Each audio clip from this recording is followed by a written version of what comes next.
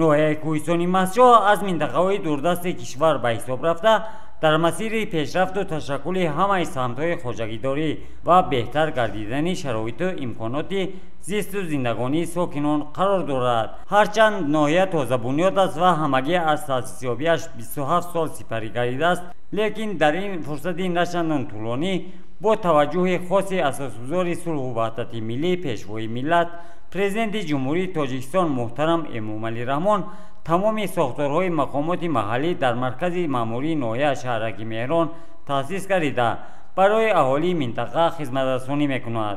дар ҳудуди ноҳияи кӯҳистони Масҷоҳ 54 деҳоти хурду бузург мавҷуд аст. таи солҳои соҳиби истиқлолӣ қариб дар тамоми деҳаҳо муассисаҳои таълимӣ ва тандурустӣ бунёд гардида барои аҳолии минтақа хизматрасонӣ мекунанд.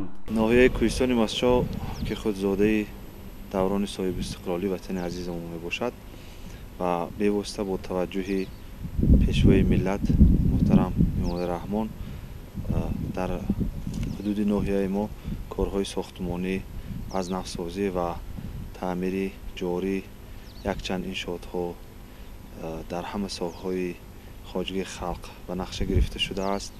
инчунин ин сохтмонҳо замина мегузоранд барои таъсиси ҷойҳои нави корӣ барои аҳолии мардум. ноҳия дар самти кишоварзӣ қабл аз ҳама дар парваришу истеҳсоли картошка овозадор аст ва ҳамасола деҳқонон дар таъмини бозорҳои мамлакат бо ин намуди озуқаворӣ ки онро ҳамчун нони дуюм ном мебаранд самгузоранд. дар ноҳия ҳамасола зиёда аз 100 000 тонна картошка пешниҳоди харидорон карда мешавад.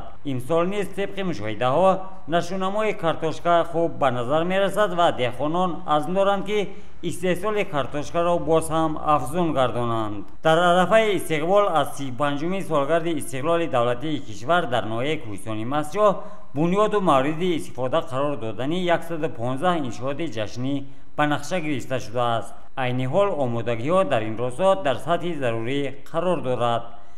деҳаҳои Арнохун ва Сурхкати ноҳияи кӯҳистони Масҷоҳ дар ҷамоати деҳоти Ивантоҷик қарор дошта аз деҳоти дурдасти ноҳия ба шумор мераванд. солиёни зиёд аст ки сокинони ин минтақа ба барқи доимӣ дастрасӣ надоштанд ва аз нерӯгоҳҳои худсохт ва батареяҳои офтобӣ истифода мекарданд. ба ифтихори таҷлили сазовор аз 35-умин солгарди истиқлолияти давлатии мамлакат бо маблағгузорӣ ва дастгирии ҳукумати мамлакат дар масофаи зиёда аз 15 километр симчӯбҳои барқӣ васл гардида ва акнун аҳолии ин деҳот бо барқи доимӣ дастрасии комил пайдо кардаанд. дар маросими мавриди баҳрабардорӣ қарор гирифтани барқи доимӣ намояндагони мақомоти иҷроияи ҳокимияти давлатии ноҳия таъкид доштанд ки ҳамаи ин дастовардҳо маҳз ба даврони соҳибистиқлолии кишвар ва дастгириҳои ҳамешагии пешвои миллат президенти ҷумҳурии Тоҷикистон муҳтарам Эмомалӣ Раҳмон алоқаманд аст ки пайваста дар ҳамаи мулоқоту суҳбатҳои худ дастгирии аҳолии деҳоти дурдастро мавриди таваҷҷӯҳи махсуси худ қарор додаанд. деҳи дурдасти кӯчаки мо ки дар ноҳияи кӯҳистони Масҷоҳ воқеъ аст, дар даври истиқлолият мактаби нави замонавӣ ва инчунин имрӯз худи шодишавӣ бо ба таъмин намудани бошандагони деҳа шодишавӣ дида мешавад.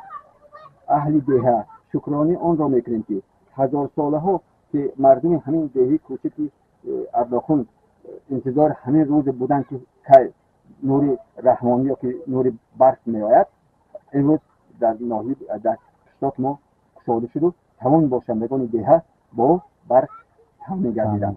маврид ба зикр аст ки деҳоти Арнохун, Ғурфкат ва Сурхкати ноҳияи кӯҳистони Масҷоҳ ҳарчанд деҳаҳои дурдаст ба ҳисоб мераванд, лекин бо дастгирию маблағгузории ҳукумати мамлакат дар ин ҷо муассисаҳои нави таълимӣ бунёд гардида феълан дар ин мактабҳо 120 хонанда дар 2 баст таълиму тарбия мегиранд. сокинони ноҳияи кӯҳистони Масҷоҳ бо шукргузорӣ аз саодату шукуфоии даврони соҳибистиқлолӣ пайи ободкориву созандагиҳо қарор доранд ва бо заҳмати бештар дар масири рушду пешрафти рӯзу рӯзгори хеш ва ватану кишвари худ бо азми қавӣ талош меварзанд. Фарҳоди Раҳмат, ноҳияи кӯҳистони Масҷоҳ, барои барномаи ахбор.